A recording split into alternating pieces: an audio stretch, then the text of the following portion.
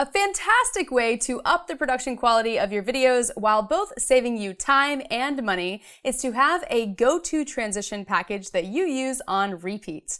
In this video, I want to break down how you can do this in an affordable and efficient fashion. I'm Amanda Horvath, and I eliminate the obstacles to getting you sitting where I'm sitting right now, in front of the camera, sharing your message with the world. So if you're ready to start that video show you've been dreaming of, then be sure to subscribe and click the bell to be notified every time I release a new video. Creating a go-to graphics package from scratch can take a ton of time. So I've done you a solid and put together a package for you that you can just download off of my website, and I will link to that in the description below. I'm going to walk you through how to use the pre-made template in order to create your graphics package, how to plug and play your brand colors, as well as how to establish how to use these transitions on an ongoing basis within your videos. Now, this template is specifically for Premiere Pro, but if you don't use Premiere Pro, let's say you're a Final Cut person or a DaVinci Resolve type person, or maybe even Camtasia or iMovie, then you can still use this package, but you are going to need to hire someone off of Upwork or Fiverr in order to plug and play your brand colors and create the graphics package for you, and then export it for use within whatever software you like to edit in. But of course, if you're ready to dive into Adobe Creative Cloud, which is what I love to talk about on this channel, then I will link to my affiliate link in the description below for you to join Premiere Pro. Once you have downloaded the transition package, then it's going to show up as a compressed file, and I want you to save it somewhere on a hard drive. I don't recommend saving it on your desktop because it might get deleted and lost. So I'm a big fan of editing off of an external hard drive. If you don't have one, I will link to a recommended one in the description below. So be sure to check that out. But once it's downloaded and in the place that you want it to be saved, you are just going to double click it in order to unzip that. And you're going to see that there are two folders within here. You have your O1 Premiere, which has your Premiere project file in it, as well as the O2 footage folder that has all of the reference files. Don't worry, I will walk you step by step through this. So you're just going to double click on the Premiere Pro project file in order to open it up. Now I want to point out while this is being opened, if you are using a Premiere Pro that is the updated version from when I actually created this video, then you're going to get a dialog box that's going to pop up that says, hey, you have to convert the project file from being a older Premiere project file to a newer one. And if you get that dialog box, it's totally fine. All you have to do is click OK, and it will create a new Premiere project file with _1, and it will save it under your O1 Premiere folder. Once you have opened the Premiere project file, it's going to have this dialog box that says Link Media, and it's going to say everything is offline, you need to reconnect this. And you have everything that you need, rest assured, in order to connect everything. So let's walk through how to do that. So you're going to click on the first clip name, and then you're going to click on Locate. If your first clip looks different than mine, that's totally fine. I'm going to show you how to do this. So the trick, when you click Locate, mine automatically went to it just because it knows where it is on the computer. Yours will not. So what you're going to need to do is navigate to where you saved this folder. So I saved it under my templates folder under the transition package, and then we're going to go to the O2 footage folder. And you're going to click into each one of these individual folders in order for the computer to find whatever it is that it is looking for. And in order for it to automatically find that, you want to make sure that this box down here is checked, display only exact names. So you're just going to click into these individual folders. If nothing's there, you go back, you click into the next one, nothing's there, go back, click into the next one until you find the clip that it is looking for. So you can just go ahead and click OK. And mine, it sometimes will automatically do it, connect to all of them, and if not, you just keep clicking into the different folders until you find them. And I'll do one more just so you can see how I'm doing it, and then we'll move on. So there you go. So that process might take some time, but once you get them all connected, then you are going to be good to go. Once everything is connected, what I want you to do is to watch each of the individual packages to decide which one you like the most. So there's the arrows package, and in order to click play, you can just click this little button right here or the space bar when you have this area highlighted. So you can just click on that area, click the space bar. So for arrows, glitch, triangle, or diagonal package, you can decide which one you like the most, and then you'll go in and you'll actually edit that one for your brand colors. And if you want to do multiple, by all means, knock yourself out, my friend. So we're going to do the arrows package because that has the most in it, and we will walk through how to add your brand colors to this. All you need to do is click on the first clip, go over here to the Essential Graphics panel. Now, if your setup looks different than mine, which it shouldn't because you're opening my Premiere project file, then all you need to do is at the top here, these are all the different layouts for editing, and you can just go ahead and click on this editing one here. And if you do not have the Essential Graphics panel open, then you can go to Window and scroll down to Essential Graphics so that that pops up. So here you can see there are 3 brand colors that we can change. And if we click on the next one and move our playhead there, you can see they're the same actually. And the next one, they're the same, and so on and so forth. So I have gone through and kind of strategically placed the dark colors and the light colors. So if you have certain ones within your brand that are the darker colors and ones that are the lighter, then all you have to do is replace those according to the template itself. So maybe your lightest color goes into color 1. So what you would do is you would click on that and move this in the middle of the screen here. Then you would just type in your color, so mine, lightest color, oops, 99BBD0, there we go. And you can copy that code and then go into each individual one by clicking it, going over to the color, and pasting that code in the area where that lightest color is. This is the fastest way to do it, just because otherwise if you're doing each color code for each time, it's going to take a really long time. So just click into every single one and paste your code. And then you would do that for the other brand colors that you have as well. So I'll show you this quickly and then we'll move on so that we're not beating a dead horse. So 336699 is my blue that I use. So I would take that color code, copy it, and I'd put it wherever that darker blue color is, in all of the places. And if you don't like the placement that I have for the colors, then you can always go through and change which ones go where and play around with it. But this is just the fastest and easiest way to do that. Once you've put all of your colors in there, you're going to want to click play and just make sure that you did indeed get every single section of it. So we'll just click play real quick and see what this looks like.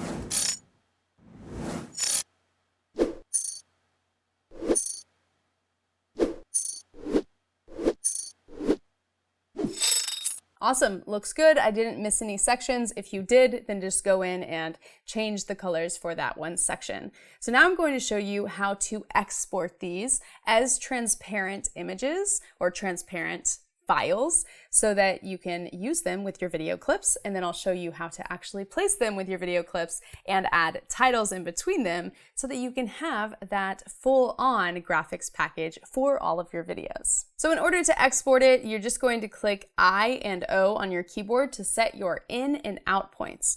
So you want to move your playhead, this thing is called your playhead, to the beginning of the clip, click I to set the end point, and to the end of the clip to click O to set the out point, and then you might need to drag this little guy in there. And I just use the plus on the keyboard to zoom in and zoom out.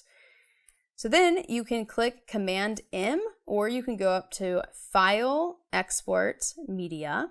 Command M is the shortcut to pull up the export box. you are going to drop down the format and go to QuickTime. And then for the preset, we are not going to worry about that for now, but we're going to change this anyway. So we'll go down and click on animation under video codec. And then we are going to scroll down until we see this section here. And this is the most important section.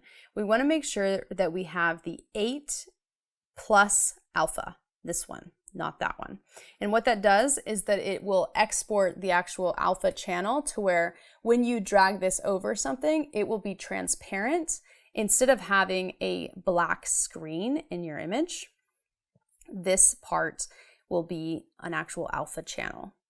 So if you wanted to save yourself some time and be able to just have this be a go-to preset in the future, whenever you want to export a transparent image, then you can go ahead and click this Save Presets, and you can name this Transparent Background, BG, or whatever, and click Save. Then whenever you're exporting in the future, your presets are just going to be saved right here. I save one with no audio, which just has that box unchecked as well to save myself some time in the future. Then you're going to click on Output Name, and this is important because this is where you are going to save these files. So if we go down to wherever we initially saved this templates, and I recommend creating a new folder and calling this the 05 Exports folder. That's just how I do it. And you could call this, Aero Package 1 or Transition 1 or anything like that. Click Save, and then you could click Q if you wanted. It exports very quickly, so I just go ahead and click Export. It takes a very fast second, and your video has been exported. And then you would go through and do that for each of the individual clips. Set your in and out points. We'll just do one more just to show you. Command M. It already saves your transparent file there. You can name this _2, click Save, and click Export. So you can go ahead and do that for the rest of the clips. Once you have exported all of those, then they will look like this. If you are on a Mac, they're not going to be previewable, but when you drag them into Premiere Pro, they will work. Or Final Cut Pro or DaVinci Resolve or anything like that. So if you are hiring an outsourcer, then this is the place that they could finish, and then you could play around with how to create your go-to graphics package in the software that you're going to be using on a consistent basis. I'm going to continue using Premiere Pro and showing you how this is done. So what you're going to do is you're going to drag all of these into your file, and we're just going to use the same project file for now just to create the graphics package, but then you would use this moving forward in any sort of project that you're editing in the future. So we can take the exports folder and just drag it into here by dragging and dropping. And we can just go ahead and click OK if you get this. That's totally fine. And let's create a new sequence by going here, New Item, Sequence. We're going to call this Graphics Package. First, I want to show you how to layer these or how to use these transitions with different clips. So whenever you're transitioning from one clip to another, I want to show you how to use that transition. And then next, I want to walk you through how to actually create title cards that could be your go-to style moving forward. So I'm going to find some sort of footage that we could import into here that would just be our test footage. So I'm just going to pull in some random clip that I've previously shot a video just so we can see it, drag it in, and we'll drag it into our timeline down there. So you can just see I'm talking. We're not going to worry about the audio. In fact, I'm going to mute it. So I'm just using the razor blade tool here to kind of cut these sections. And then we'll cut to, let's say, now it's another part of the video, which you can't really tell. And I can just use Command K, speed this up. I'm not teaching you guys how to edit in this. I'm just showing you how to use two different clips. Now, so in order for these clips to look different, I am going to go into the effects controls and I'm going to zoom into this second clip and reposition it just so that it looks slightly different. And so when it transitions, you can tell that we're at a different clip. How you are going to place these graphics that you have. You are just going to drag them onto the timeline above and below where the edit is going to be. Drop it. And then we're going to position it to where when this comes full screen, we want that section, so we're just going to scrub to where it's full screen. Right there, you're going to add a little edit. You're going to grab it like that and drag it to be right where the cut happens. So the reason that that's important is because when you're transitioning, it's full screen and now you're in the next clip. And it looks super smooth and no one knows that there was an edit there. So that's how you use them between two clips. Now this could be you on camera and you cropped in between the two, or it could be cutting to B-roll, it could be going to a title graphic or anything like that. So let's talk through how to do the title graphic now. But before we do, if this video is helpful, please be sure to click that like button because you know it helps me out, and drop your comments below letting me know your thoughts. So for the title graphic, what we're going to do, we're going to keep it very, very simple with simple text animations coming on screen. And I'm going to show you how to do this. And then you can kind of decide as you are creating your graphics moving forward, how you can play around with it to create your own. But I'm going to give you one go-to style that you can use no matter what. So what we'll do is you're going to take this clip, you're going to drag it up to the second line, and we are going to delete this here. And then we are going to create a color mat. So we'll go down to this section and we will create a color mat by clicking that, click OK, and make it whatever brand color you would prefer. So in this scenario, I will use it, I'll make it blue. And we can name it blue. Okay, and then we'll drag that onto the clip itself, or the sequence. And when it transitions now, it goes to a full screen blue. And then now we can have text come on the screen. So you can use simple text, you can use MOGRTS, which is something that I'm a big fan of, and I will link to another video in the cards as well as the description below that will help you use those if you want to. Those are just like fancy graphics that you can plug and play, and they just have automatic animation that comes on screen. So I could show you that real quick. I use this one called Simple, and I could just drag it, drop it here. And you can see the words just automatically automate on screen like that. And I can click it and I can change the text however you want, like that. And it can just automatically come on screen. So it transitions and then boom, it's coming on screen.